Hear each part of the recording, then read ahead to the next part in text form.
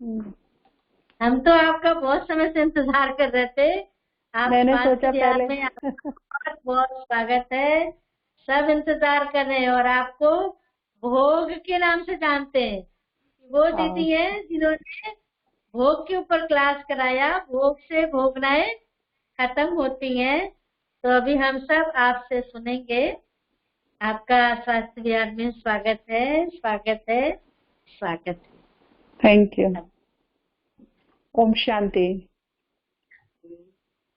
सभी स्वास्थ्य विहार के भाई बहनों को गुड मॉर्निंग भी और ओम शांति भी। और मुझे पूरा विश्वास है कि आप सभी बाबा की छत्र छाया में सेफ भी होंगे और स्वस्थ भी होंगे। बिल्कुल। तो आज दीदी ने विशेष मौका दिया क्लास कराने का। हम कुछ समय पहले, लगभग 3 साल पहले आए भी थे स्वास्थ्य विहार। तो समय अनुसार हम देखते हैं कि जैसा समय चल रहा है, हमें बहुत जरूरत है पुण्य आत्मा बनने की, अपने पुण्यों को तेजी से बढ़ाने की। क्योंकि इस समय समय को बहुत सुंदर वरदान प्राप्त हुआ है। वरदान ये है खुद भगवान का इस समय को, कि जो संगम युग पर, इस वरदानी वेला पर यहाँ परमात्मा के निमित्त एक भी पुण्य कर्म करेगा तो उसको 1 का पदम गुना रिटर्न प्राप्त होगा।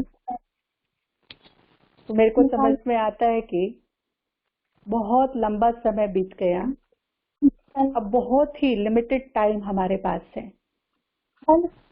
बहुत ही शॉर्ट टाइम, जिसमें बाबा ने हमें एक और चांस दिया, एक और मौका दिया, एक रिहर्सल दिखाई जो चल रही है हमारे सामने। तो एक और मौका हमें दिया है बाबा ने। अपना कैमरा बंद कर दीजिए। वो मौका ये है कि अभी लेट तो हो गए हम, परंतु टू लेट नहीं हुए। तो अभी हमें वो सब कर लेना चाहिए जो हम अभी तक नहीं कर पाए। और उसमें सबसे पहली बात आती है कि जहां हमें पुरुषार्थ करना है, वहां पुण्य आत्मा बनकर के उड़ान भरनी है। जन्म जन्म के लिए पुण्य इकट्ठे करने हैं। क्योंकि ये बहुत ही सुंदर मौका मिला है हम लोगों को। जब एक का पदम गुना हमें रिटर्न होकर मिलता है। मेरी आवाज आ रही है? हाँ, आ रही है। आ रही है। अच्छा, तो विशेष क्या पुण्य कर सकते हैं हम अभी, जैसे लॉकडाउन में बैठे हैं। तो उसमें जो दीदी ने आज का टॉपिक रखा, भोग, हम कम से कम 24 घंटे में जब फ्री बैठे हैं घर में, घर के ही कामकाज हैं बस हमारे पास, तो बहुत ही प्रेम से भगवान को भोग ऑफर कर सकते हैं। यहाँ से ना बार बार ये वीडियो कट हो जाता है।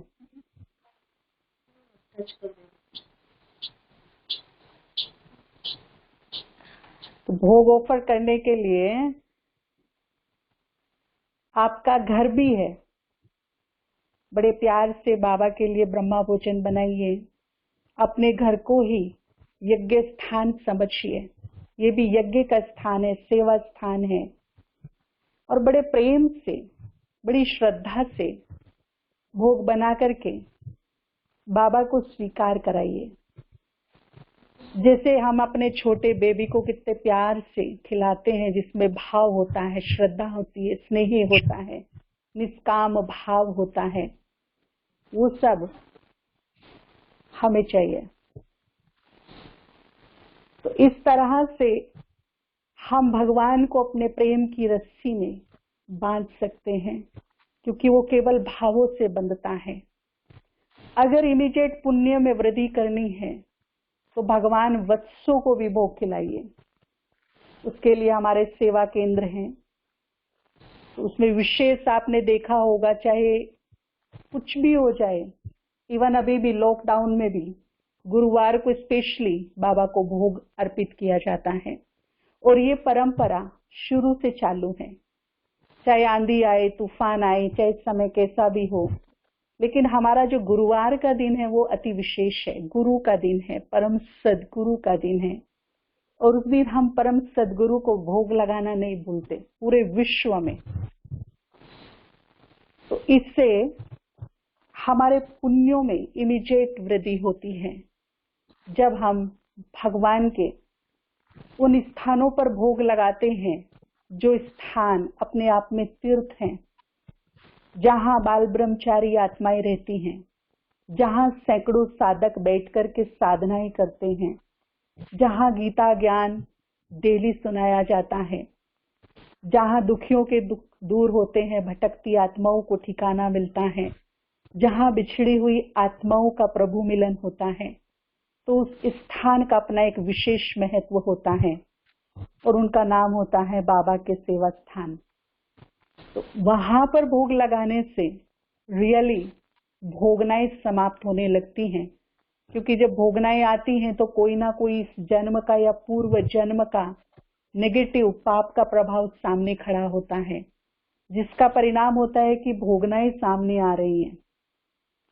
तो उन भोगनाओं को काटने के लिए हमें इमीडिएट पुण्यों की आवश्यकता होती है कि हम तेजी से अपने पुण्य बढ़ाएं।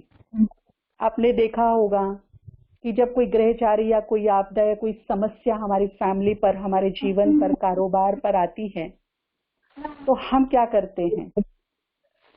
हम यही करते हैं, किसी ज्योतिष आचार्य के पास जाएंगे, किसी गुरु के पास जाएंगे और उनको अपनी समस्या बताएंगे, हमारे सामने ये समस्याएं, ये ग्रहचारी आ गई है, क्या करें?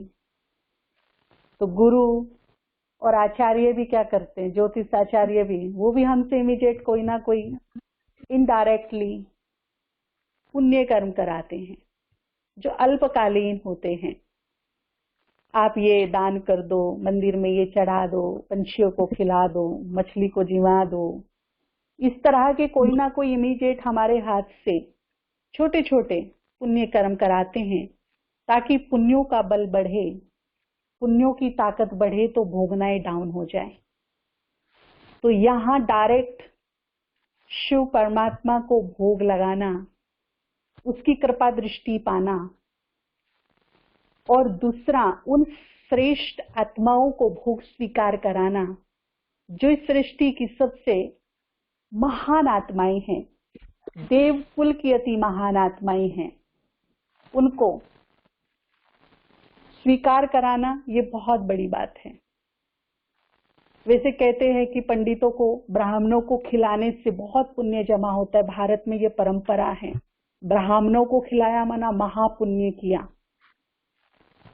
लेकिन वो तो सिर्फ कुख वंशावली है। यहाँ जो सीधे ब्रह्मा मुख वंशावली ब्राह्मण हैं, जिनको खुद ब्रह्मा ने रचा है, उनको अगर हम भोग स्वीकार कराते हैं, भगवान की जिसमें कृपा दृष्टि, शक्ति, प्रेम, आनंद सब भरा हुआ है, वो प्रसाद अगर उन ब्राह्मणों के मुख में जाता है तो पता नहीं कितनी दुआएं, कितनी ब्लेसिंग मुझे मिलती है उन श्रेष्ठ आत्माओं की, पवित्र आत्माओं की। और मेरे मार्ग से समस्याएं, विघ्न, ग्रहचारी हटनी शुरू हो जाती हैं, भोगनाएं खत्म होनी शुरू हो जाती हैं।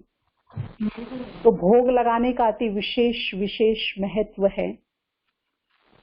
इसका अपना एक रोल होता है कि जैसे आजकल बिजनेस बना लिया, मेरा ये काम हो जाए तो मैं भोग लगाऊं, प्रसाद लगाऊं। भक्त लोग भी कहते हैं मेरी ये मन्नत पूरी हो जाए तो मैं मनपसंद प्रसाद चढ़ाऊं, ये करूं। परंतु कभी तो हम भगवान से निष्काम होकर के बात करें, इसमें हमारी कोई कामना ना हो। क्योंकि देखिए, भोग प्रसाद का अर्थ क्या है, आपने देखा होगा, घर में हम जब देवी देवताओं को या बाबा को भोग लगाते हैं तो हमारी थाली में से एक भी अन्न का दाना इधर से उधर नहीं होता, झुका तो रहता है। फिर भी ये परंपरा चली आ रही है, फिर भी हम लगाते हैं। तो दाना तो इधर से उधर नहीं होता, फिर किस चीज को भगवान स्वीकार करते हैं? वो है हमारी भावनाएं। भोग का मतलब ही है, भोग का अर्थ ही है भगवान के लिए मेरे दिल में उत्पन्न निस्वार्थ स्नेहीमयी भावनाएं। आप सबने सुना होगा कि जो सृष्टि का पालन करता है वो भी भूखा है। कई बार हम बातों में सुनते हैं कि भगवान भी तो भूखा है ना। तो भगवान किस चीज का भूखा है? भगवान हमारे भावों का भूखा है, भावनाओं का भूखा है, प्रेम का भूखा है। उसे लड्डू पूरी हलवा ये नहीं चाहिए, पर हाँ इसमें जो मेरी भावनाएं भरी हैं, जो मेरे दिल की इसमें श्रद्धा भरी है, वो भले ही हमारे अन्न को टच ना करें, दाना इधर से उधर नहीं करें, लेकिन एक चीज नहीं छोड़ता। चाहे आपने अपने प्रसाद में भले ही श्रद्धा से चीनी गुड़ शक्कर कुछ भी रख दिया हो, परंतु भाव हो, भाव से एक फूल भी रख दिया हो जिसमें बेहद श्रद्धा भरी हो, तो वो उसमें से अपने मतलब की चीज ले लेते हैं, क्योंकि वो भूखा भावों का है, भावना का है। तो उसमें से भावनाओं को खींच लेता है, भावनाएं नहीं छोड़ता है। तो हम ये ध्यान रखेंगे बाबा को भोग लगाते हुए, चाहे वो घर में लगाएं, चाहे सेंटर पर लगाएं, निस्वार्थ भाव हो, सिर्फ भावनाएं हो, श्रद्धा हो, स्नेह हो, निष्काम भाव हो, तो उसका जो फल मिलता है, उसका जो हम परिणाम देखेंगे, वो बहुत ही सुंदर होता है, बहुत ही चमत्कारिक होता है, जो हमारे जीवन के विघ्नों को समाप्त करने में बहुत मददगार बनता है, हमें पुरुषार्थी बनाता है, योगी बनाता है। और इस प्रकार का अर्पित किया हुआ भोग ही भगवान को बांधने की ताकत रखता है। उसे हम बांध सकते हैं, ऐसी कोई दूसरी रस्सी नहीं है जिसमें हम भगवान को बांध सके, क्योंकि त्रिलोकीनाथ को बांधने की बात हो रही है। तो हमारे दिल में उत्पन्न प्रेम और भाव ही उसको बांध सकते हैं। और अभी उसने अपने आप को बांधने का ऑफर दिया है, इस प्रकार से बांधने का ऑफर दिया है कि जन्म जन्मांतर वो हमारा साथ देगा, साथ निभाएगा। जन्म जन्मांतर जब जब हमें उसकी सृष्टि पर जरूरत होगी, अगर हमने उसे अपने प्रेम के भावों में बांध रखा है, तो हम एक आवाज लगाएंगे और वो नंगे पांव दौड़कर चला जाएगा, इस प्रकार से बंध जाएगा। तो ये समय है परमात्मा को बांधने का, ये समय है उसको प्रेम से परिपूर्ण करके अपना उसके साथ एक प्रगाढ़ संबंध बनाने का, एक ऐसा रिलेशन जो टूटे ना टूटे, जिसे कोई कभी भी तोड़ ना सके। जन्म जन्मांतर का, युग युगांतर का एक रिलेशन परमात्मा का और मेरा। तो दूसरी बात है पुण्य कर्म। अभी भी हमें बहुत छोटा चांस मिला है, मिलेगा। अभी तो हम सब बैठे हैं लॉकडाउन में, पर मिलेगा, एक लास्ट बाजी हमारे सामने से गुजरेगी। अगर हमने तीसरा नेत्र खोलकर उस समय को पहचान लिया तो हम माला माल हैं। और अगर उस समय को हमने ऐसे ही गंवा दिया तो फिर ये लूटी हुई बाजी पूरे कल्प हमारे हाथ नहीं आएगी। इसलिए सबसे जरूरी है समय अनुसार, चारों तरफ के माहौल को देखते हुए अपने तीसरे नेत्र को खोलकर हम समय को भांप जाएं, समय कौन सा चल रहा है, और समय रहते वो सब कर ले जो बाबा हमसे कराना चाहता है और जो हमें कर लेना चाहिए। अब समय रहते हमें जहां अपने पुरुषार्थ में तीव्रता लानी है, वहां साथ साथ पुण्य आत्मा बनना है। अपने भाग्य को जितना चाहे बढ़ा लो, ये मौका हमें परमात्मा की तरफ से, बाबा की तरफ से मिला है। क्योंकि यहाँ अभी भी वक्त है जब एक का हजार नहीं, लाख नहीं, पद्मों गुना होकर के मिलेगा। और ये कोई बाबा ने मन बहलाने के लिए बात नहीं की है। क्योंकि वो सृष्टि का बीज है। कहते हैं ना, ये सृष्टि कल्प वृक्ष के भांति हमें दिखाई देती है, जो बाबा ने हमें दिखाया है, और उसका जो बीज है वो स्वयं शिव है। अगर हम इस सृष्टि रूपी कल्प वृक्ष बीज के लिए कुछ भी अपनी जल खाद भावनाएं अर्पित करते हैं तो वो पूरे वृक्ष को प्राप्त होती है। बीज से ही रूट को और पूरे वृक्ष को जाता है। जब देखते हैं कि वृक्ष सूख गया तो हम पत्ते पत्ते को जल नहीं देते हैं, हम जड़ में डालते और हमारी आंखों के सामने जड़ से और नीचे जल जाता है धरती के अंदर। वृक्ष के अस्तित्व को टच होता है और एक दो दिन के बाद देखेंगे कि जो मुरझाया हुआ वृक्ष था वो हरा भरा हो गया, जबकि वृक्ष को तो हमने छींटा दिया ही नहीं, जल तो हमने जड़ में डाला था। ठीक इसी प्रकार से ये सृष्टि रूपी कल्प वृक्ष का बीज शिव है। जब हम इसके निमित्त कुछ भी करते हैं तो उसका जो प्रभाव है वो पूरे वृक्ष में पहुंचता है, और जब उसका परिणाम, जो एक ब्रह्मांड का नियम है कि जो आप करेंगे वो आपको रिटर्न होके प्राप्त होगा, तो जब इसका परिणाम लौट करके मेरे पास आएगा तो एक का पदम गुणा होकर के आएगा, क्योंकि बीज से पूरा वृक्ष जुड़ा हुआ है। बीज के लिए किया, प्रभाव पूरे वृक्ष को पहुंचा, और इस तरह से ये विधि बनी है एक से पद्म गुणा लेने की।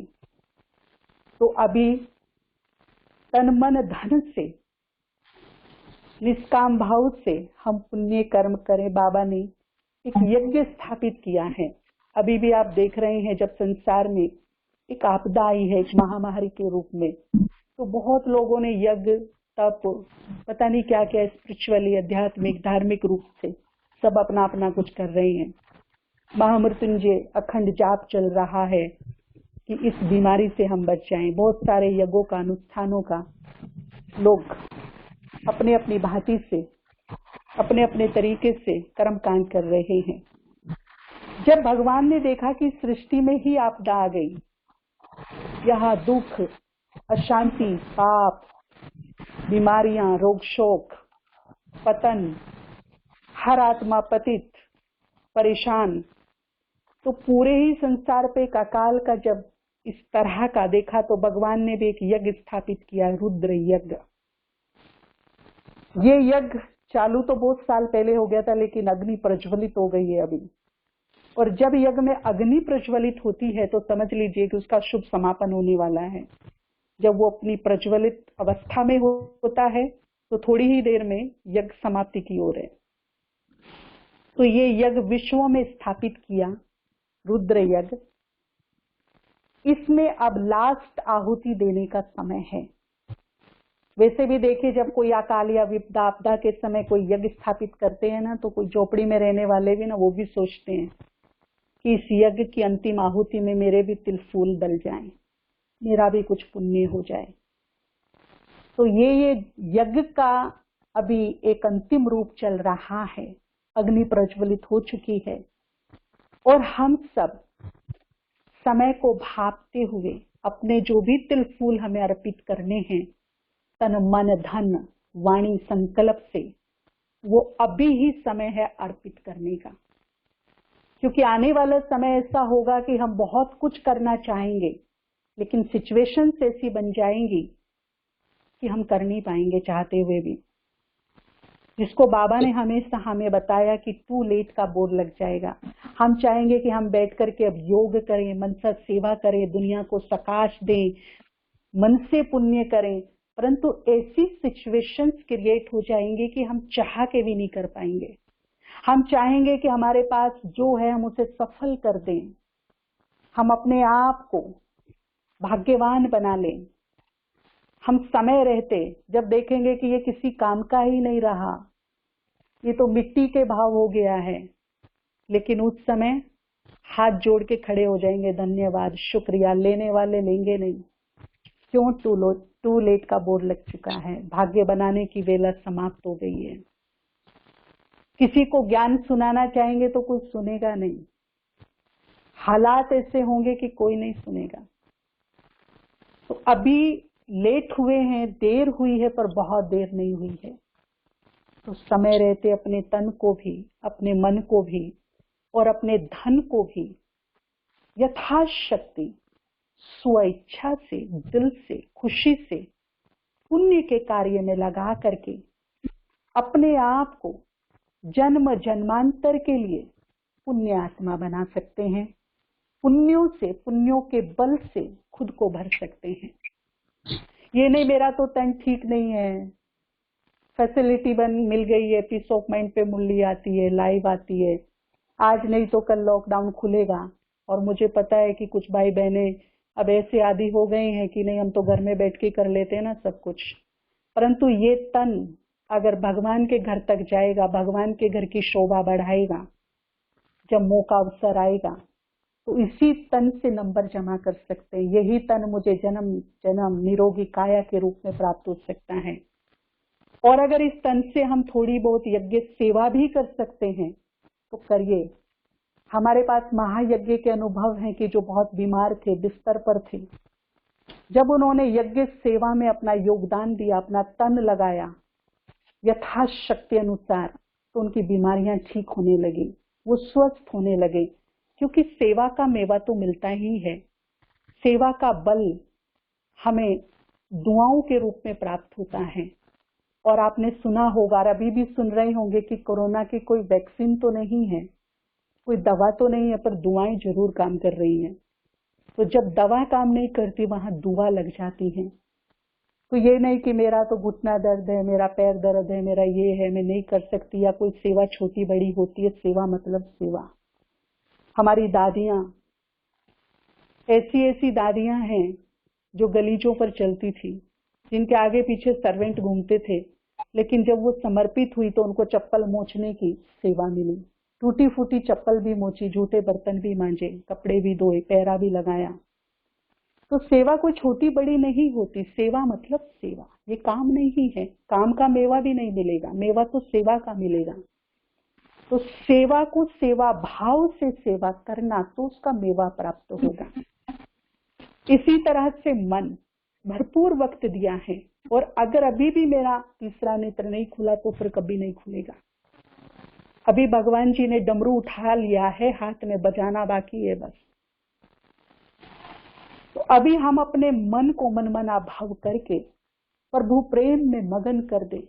बहुत लिमिटेड टाइम है ये प्रभु मिलन का हमारे सामने।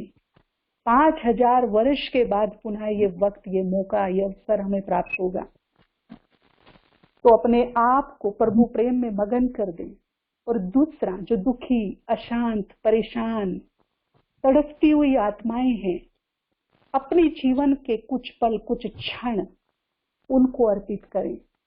प्रभु प्रेम को स्वयं में भरकर उसकी शक्तियों को, शांति को, उसकी प्योरिटी को, उसके प्रकाश को खुद में समा करके इस विश्व पर बौछार करें। इस विश्व की तड़पती हुई दुखी अशांत आत्माओं को एक सुंदर, पावरफुल, पॉजिटिव वाइब्रेशंस दें। हम दिल से, अंतर मन से उनको दुआओं का दान करें। क्या पता कितनी आत्माओं को हमारी दुआ लग जाए, वो विघ्नों से मुक्त, बीमारी से मुक्त, समस्याओं से मुक्त हो जाएं। क्या पता कितनी शक्तिहीन, निर्बल आत्माओं को हमारी शक्तियां लग जाएं, वो बलवान हो जाएं, उनमें जीवन जीने की इच्छा पैदा हो जाए। क्या पता कितनी अशांत आत्माओं को मेरी शांति के प्रकंपन मिल जाए और उनके होठों पे मुस्कुराहट आ जाए और घर बैठे मेरा बहुमूल्य पुण्य जमा हो जाए, जो मुझे जन्म जन्म मन के रोगों से बचा कर रखेगा। मेरा मन बहुत ही शक्तिशाली, स्वस्थ, मनोबल, आत्मविश्वास हर जन्म में बना रहेगा। नहीं तो आज की डेट में देखिए, सबसे बड़ी बीमारी है मन के रोग, डिप्रेशन, टेंशन। हर एक व्यक्ति, छोटे से बड़ा, कोई टेंशन से मुक्त नहीं है। तो ये मन को अगर हमें दुरुस्त रखना है और हमेशा ही मन हमें दमकता हुआ चाहिए, स्वस्थ, तो मन से सेवा कीजिए, मन मना भाव। तीसरा है धन। हम कह देते हैं बड़े आराम से, जब कहते हैं अरे अच्छा, बड़ा अच्छा मकान है, बहुत अच्छी गाड़ी है, बहुत अच्छी नौकरी है, तो मुस्कुरा करके कह देते हैं कि सब भगवान का दिया है। जब भगवान ने हमको दिया है तो उसमें से कुछ हिस्सा उसको देने में, उसको अर्पित करने में तो कंजूसी नहीं होनी चाहिए। अगर हम अपने धन का कुछ हिस्सा यथाशक्ति, जो प्रेशर में ना करके बल्कि स्वेच्छा से, दिल से, श्रद्धा से पुण्य कार्यों में लगाने की हम शक्ति रखते हैं, तो मैं आपको बताऊं, आप इस चमत्कार को देखिएगा कि आप श्रद्धा से 1 रुपया लगाइए पुण्य के कार्य में, और वो 1 रुपया ही उसमें ऐसी आकर्षण भर जाएगी पुण्यों की, 1000 को आपकी जेब में ले आएगा। आप इस प्रयोग को करके देखिए। अब ये नहीं बहन जी हमारे पास तो नहीं है, हम कैसे पुण्य के कार्य में लगाएं। मैं तो सभी भाई बहनों को कहती हूँ जिनके पास नहीं है ना, उसे जरूर लगाना चाहिए, क्योंकि बढ़ाने का यही तरीका है। अगर बीज नहीं होगी तो फसल नहीं बो सकते, और फसल नहीं आएगी तो हमारे पास फल नहीं आ सकता। इसीलिए देखिए, किसान जब भी फसल काट के लाता है ना, उसके 3 हिस्से करता है। पहला हिस्सा, फिर दूसरा एक छोटा सा हिस्सा। एक पहला हिस्सा रखता है अपने घर में, दूसरा हिस्सा रखता है बाजार में बेचकर उसकी कीमत लाता है, लेकिन एक छोटा सा हिस्सा अलग से साइड में बिल्कुल सेफ रख देता है। वो हिस्सा होता है बीज, अगली फसल के लिए। अगर बीज नहीं तो फसल नहीं, फसल नहीं तो फल नहीं।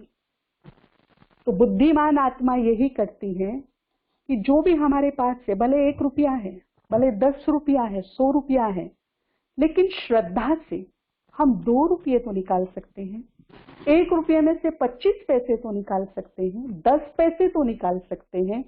अगर हम बीज ही नहीं निकालेंगे, और जिसने दिया, हम कहते भगवान ने दिया, जब भगवान ने ही दिया और उसके कार्यों के लिए हम उसके ही दिया हुआ नहीं निकाल सकते, तो हमें पास फसल कहां से बोएंगे, हमारे पास बीज कहां से आएगा। तो धन को भी विशेष ध्यान में रखते हुए कि अभी हमें हर प्रकार से हर चीज को सफल करना है, तो धन को भी बढ़ाने का एक सुंदर तरीका है। धन बढ़ चढ़ के आएगा, हम श्रद्धा से, निष्काम भाव से, प्रेम से और स्व इच्छा से, जो सबसे बड़ी बात है, स्व इच्छा, थोड़ा सा बीज निकाल करके भगवान के यज्ञ के अंतिम आहुति के रूप में बड़ी श्रद्धा से स्वाहा करें, और फिर इसका चमत्कार देखें। बहुत भाई बहनों के जो काम रुके पड़े थे, कारोबार में रुकावट आ गई थी, उन्होंने इस प्रकार के प्रयोग किए, मनी चार्ज किया, यज्ञ में स्वाहा किया, पुण्य कार्यों में लगाया, इस संकल्प से कि मेरा ये जो धन है ये बाबा की उन रुकी हुई सेवाओं को पूर्ण करे जो अब तक हुई नहीं। और जैसे ही उनका धन रुकी हुई सेवाओं में लगा संकल्प अनुरूप, वैसे ही उनके रुके हुए कार्य पूर्ण होने शुरू हो गए, खुल गए रास्ते। लेकिन इसमें काम करेगा श्रद्धा, आपका विश्वास और आपका सेवा भाव। तीसरा, वाणी। अब वाणी से भी हमें सेवा करनी है, और वाणी से संकल्प रखना है कि जो भी मेरे संबंध संपर्क में, परिवार में, रिश्तेदारी में, जो भी पूरे दिन में आत्माएं मेरे संबंध संपर्क में, रिश्तेदारी, जो भी आसपास अड़ोसी पड़ोसी है, उनको निसंकोच भाव से परमात्मा के अवतरण का परिचय दे देना। ये लास्ट और अंतिम सेवा है। वो सुने ना सुने, माने ना माने, वो बाबा जाने। मैं केवल पोस्टमैन की तरह हूं, मेरा काम है चिट्ठी देना। वो पढ़े ना पढ़े वो जाने, या जिसने चिट्ठी भेजी है वो जाने। मेरे को पैगाम्बर बन करके ये पैगाम हर आत्मा को पहुंचाना है, क्योंकि लास्ट में कोई भी आत्मा आपको उल्हाना ना दे कि देखो आप कैसे पड़ोसी थे, आप कैसे रिश्तेदार थे, आप कैसे अपने थे। आपको तो पता था ना भगवान का अवतरण हो चुका है, लेकिन आपने बताया नहीं हमको। कौन सी दुश्मनी निकाली हमसे, इतना बड़ा राज छुपा लिया हमसे। तो आपको भी उल्हाना, ऊपर वाले को भी उल्हाना कि हमारी तुम्हारी क्या दुश्मनी थी, आप आए और हमें पता भी नहीं चल पाया। कम से कम एक इशारा तो दिया होता। तो ये लास्ट सेवा भी हमें पूरी करनी है। जिसके भी हम संपर्क में आते हैं, चाहे हम उसके लिए पंपलेट छपवाएं, चाहे हम 2 शब्द बोल करके तरीके से बताएं कि किस प्रकार से परमात्मा अपना कार्य इस धरा पर कर रही है, किस प्रकार से उनका अवतरण हुआ है और कहाँ अब ये सृष्टि पहुंच गई है, किस प्रकार से युग परिवर्तन होगा। तो शॉर्ट एंड स्वीट मैसेज हम आत्माओं को देंगे और इस प्रकार से पुण्य आत्मा बन करके इस सृष्टि से अपने घर की ओर उड़ान भरेंगे। और जब हम अपने घर में जाएं तो भगवान हमें देख करके ताली बजाए, बाबा सैल्यूट करे कि मेरा बच्चा जिस हालत में मैंने नीचे भेजा था उससे कहीं ज्यादा कमा करके ऊपर आया है, बहुत कमाऊ पूत बन करके आया है, कमाई करके आया है और बहुत ही फक्र से बाबा का सिर ऊपर हो जाए, शाबाशी दे, हम उसके दिल पर चढ़ जाएं। तो जाएं तो ऐसे जाएं कि कुछ करके कुछ भर के जाएं। जाना तो सबको ही है, लेकिन हम एक मिसाल बना करके जाएं, पुण्य आत्मा बन करके जाएं, संसार को कुछ दे करके जाएं, कुछ श्रेष्ठ कर्म करके जाएं। इस प्रकार से हम अपने जाने की तैयारी करेंगे। जाना तो सबको है, कोई 2 दिन पहले जाएगा, कोई 2 दिन बाद जाएगा। अब घर जाने का समय है, लेकिन उससे पहले भरपूरता। थैंक यू, शुक्रिया, ओम शांति। फिर मिलेंगे, धन्यवाद।